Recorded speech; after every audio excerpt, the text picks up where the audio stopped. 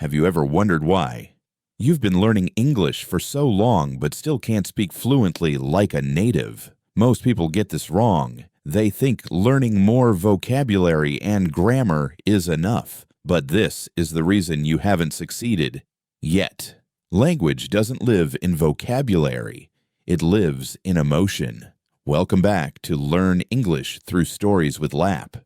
If you've seen the last two videos, you'll remember Amit, the young man from India who used to be terrified of speaking English in front of others. I gave him a crazy challenge: retell a full story in English. And here's what happened. After just 90 days of consistent practice, Amit is no longer the shy learner he once was. In this third episode, he's about to do something most learners never imagine themselves doing: retell a story in English, using his own words and emotions paraphrased naturally, like a native speaker, respond with follow-up questions. Keeping the conversation alive, don't do this before watching the full video. Don't keep practicing the old textbook way, because what you're about to see from Amit might just change the way you learn English forever. This isn't just about speaking. It's about thinking, feeling, and connecting. And yes, you can do it too. Are you ready? Let's begin. Stage 1, Day 1 to 15, Emotional Vocabulary Foundation. Have you ever felt something, but had no words to say it out loud? You're not the only one. Maybe you've been learning English for months, maybe even years. And sure, you've got the basics down. You can say, I'm happy, I'm sad, I'm fine. But here's a truth that most learners never realize. This is the reason why you still feel disconnected when you speak, because emotions, real emotions, need real words, and most people get this wrong. Welcome back to Learn English Through Stories with Lap. And if this message resonates with you, then this is the moment your English journey becomes truly personal. Not more grammar rules, not more vocabulary lists, but something deeper: the language of emotion. Let me tell you a quick story. Amit, a 27-year-old from India, had passed every English exam. He could order food, ask for directions, even write emails at work. But one day, he told me, "Today was terrible. I felt bad, but I didn't know how to say it. I wanted to cry, but all I could manage was, I'm not okay." That sentence, it broke my heart, not because his grammar was wrong, but because he didn't have the emotional vocabulary, the words that express who you truly are inside. So for the next 15 days, you and I are going to focus on Stage 1, Emotional Vocabulary Foundation. And no, we're not stopping at happy, sad, or okay. You'll learn how to name emotions you didn't even know had English words, how to recognize them in real conversations, and most importantly, how to express them clearly in your own voice. We'll begin with a simple yet powerful technique called flash chunk recall. It's not about memorizing long, stiff sentences. It's about breaking English into small, real-life pieces that actually stick. Let me show you a few examples. I feel a bit down today. This moment makes me really emotional. I'm not sure why, but I'm feeling anxious. These are chunks, real emotional expressions that real people use every day. They're the bridge between what you feel and how you connect with others. And here's the best part. When you learn through emotion, your brain remembers it better, because the brain doesn't remember what it repeats. It remembers what it feels. So let me ask you something personal. What's one emotion you've felt this week, but didn't know how to express in English? Write it down. Say it out loud. Make it part of your story. Because from this point on, we're not just learning English. We're living it. In the next part of this video, I'll show you how to use your own life as a powerful daily learning tool, and how to build a natural connection between your emotions and your English. So stay with me, because this next step, it's the one most learners skip. And it makes all the difference. Hit subscribe if you haven't already. Comment below. What emotion do you want to express more naturally in English? And let's build your emotional fluency, one feeling at a time. Stage 2, days 16 to 30, emotions in context.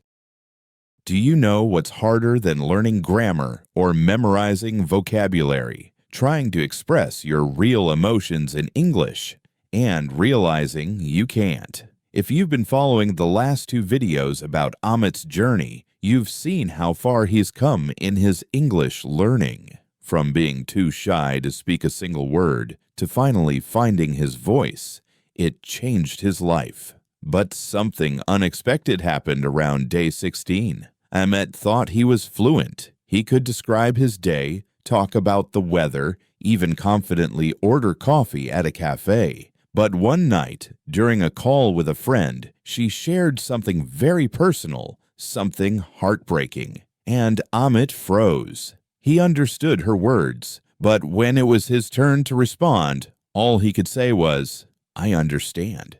It's okay." It didn't feel like enough. Amit didn't feel like himself. That was the moment Amit realized true fluency isn't just about speaking words, it's about making others feel heard. So in this next phase of the journey, from day 16 to day 30, Amit focused on one thing: expressing emotions in context. Not just "I'm happy" or "I'm sad," but things like, "Lately, I've been feeling a bit invisible. That conversation left me confused and hurt. I'm not angry, just disappointed." Amit wanted his English to feel human, and that meant learning not just words, but tone, emotion, and the truth beneath them. Here's what helped Amit. He used a technique called backshadowing. He would listen to real conversations from podcasts, movies, YouTube, pause, and repeat them out loud. Not mechanically, but with emotion, with presence, carefully. He didn't try to sound perfect. Amit tried to sound real, and he practiced small conversations, real ones. "Hey, are you okay? You seem a little off today. I've been feeling a bit overwhelmed lately, just trying to stay grounded." This is something Amit wishes someone had taught him sooner, because English isn't just about saying something. It's about feeling something together. Let me ask you, have you ever wanted to say something deep in English but didn't know how? Comment below. Seriously, let's talk about it, because when Amit stopped focusing on saying it right and started focusing on connecting, everything changed. In the next part, I'll show you how Amit built confidence speaking to real people, and how it helped him stop translating in his head and start thinking in English. So stay with me. Hit that subscribe button if this speaks to you. And let's build real emotional fluency together, one honest sentence at a time. Stage 3, days 31 to 45, story retelling for emotional fluency. Let me ask you something real. Have you ever experienced something so intense, so moving, but when you tried to tell someone about it in English, the words just didn't land the way you wanted?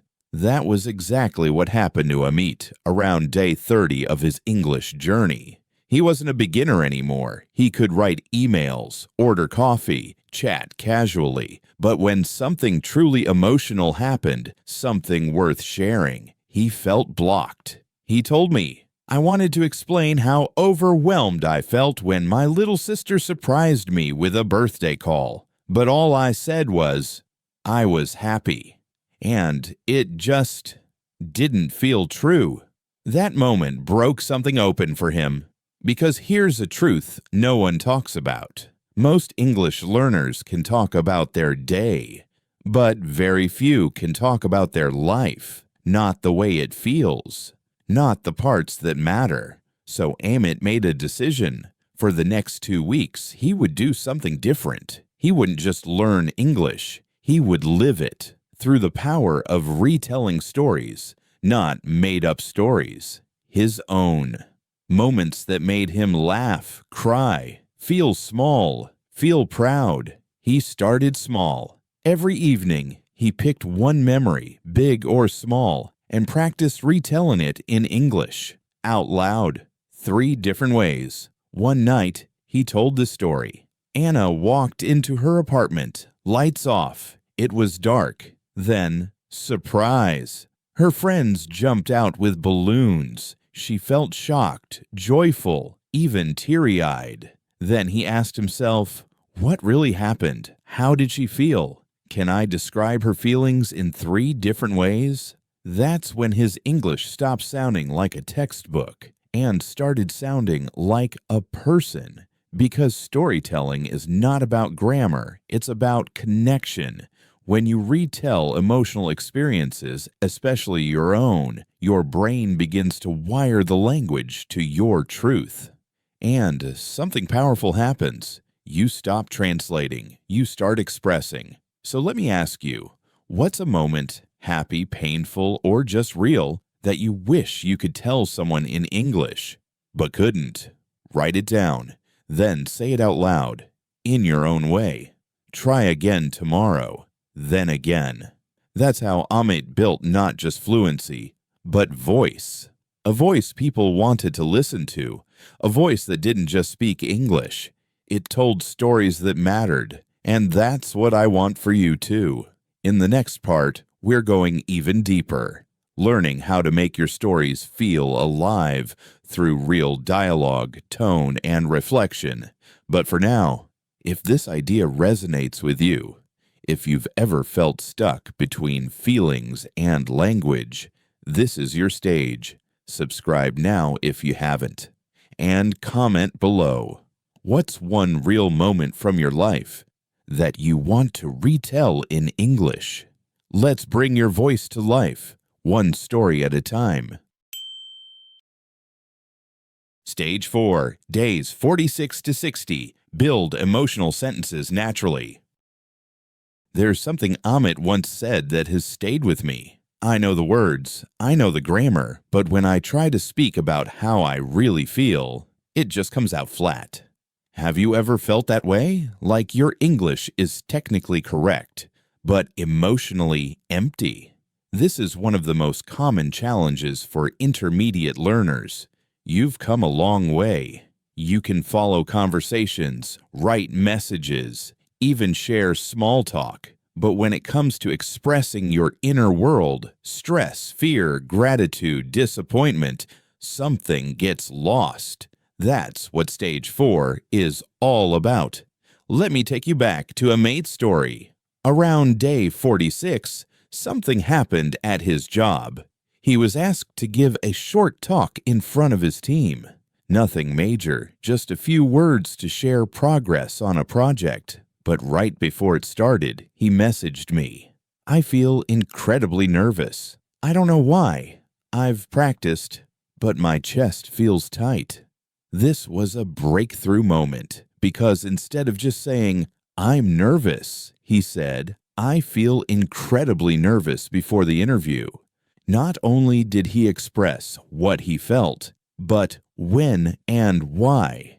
That's the power of this stage. We're not learning new vocabulary. We're learning how to combine emotion with context to speak in full, natural emotional sentences.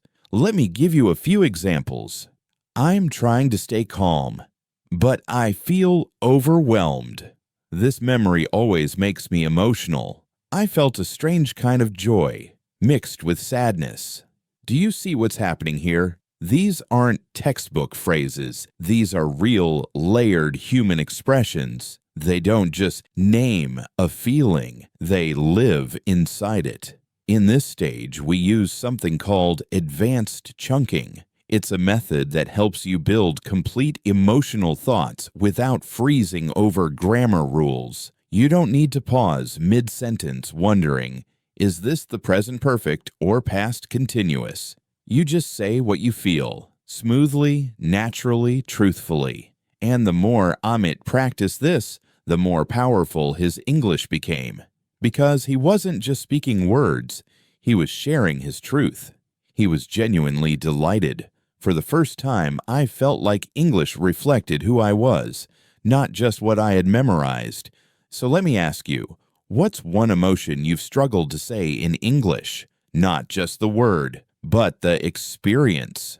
Write it, speak it, break it into chunks, and say it again until it feels like yours. Because here's what I believe. You don't become fluent when you know English. You become fluent when you can feel something and speak from that feeling clearly, calmly, and in your own voice. In the next video, we're diving into how to take this emotional fluency and apply it in real-world conversations, moments where tone, connection, and presence matter more than words. So if this resonated with you, don't stop here. Subscribe if you haven't. And comment below. What's one sentence, just one, that describes how you feel today? Let's keep building not just your English, but your emotional confidence, one sentence at a time. Stage 5, days 61 to 75, real-life scenarios practice. When Amit reached day 61 of his journey, something shifted. By then, he already knew dozens of emotional words. He could build longer sentences, even retell stories with clarity and feeling. But real life, real people, that was the next mountain. He messaged me one night. Today, my friend told me her dad was sick. I didn't know what to say. I just said, "That's too bad." And then silence. You see, this is where most learners freeze. Not because they lack vocabulary, but because in real emotional moments, you don't need a dictionary.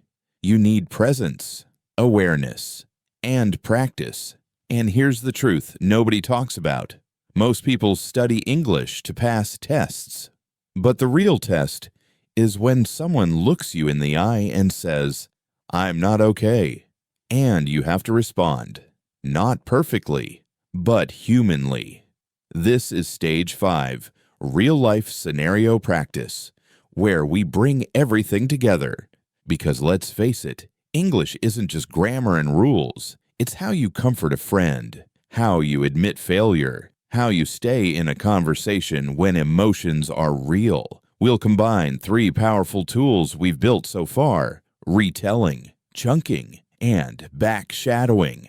Let's walk through this moment together. Emma says, "You look down today. What's going on?" You respond, "I'm feeling really disappointed. I failed my driving test." Emma, "Oh no. I know how hard you worked for that." You, "Honestly, I feel frustrated and embarrassed, but I know it's not the end. It's not a dramatic script. It's not perfect, but it's real."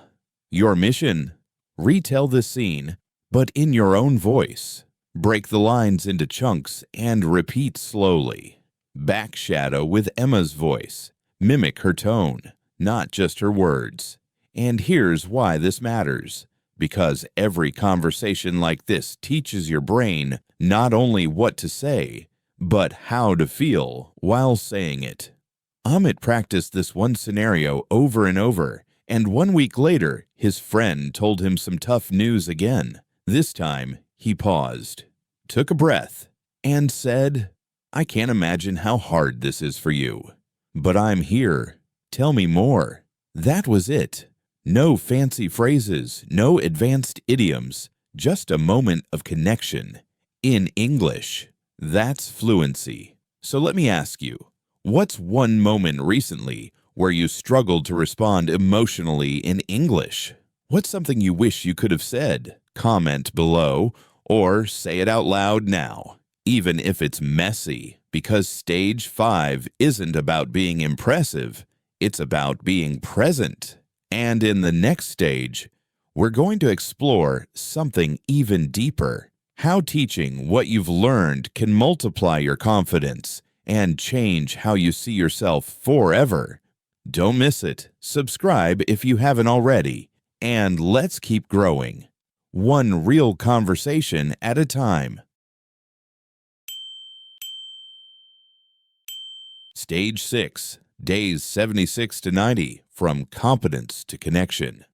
Amit didn't think he would ever get here. 90 days ago, he was whispering English to himself in his room, afraid of judgment, afraid of sounding wrong. His grammar was decent, his vocabulary growing, but something was missing, something deeper. He could speak, but he couldn't yet connect.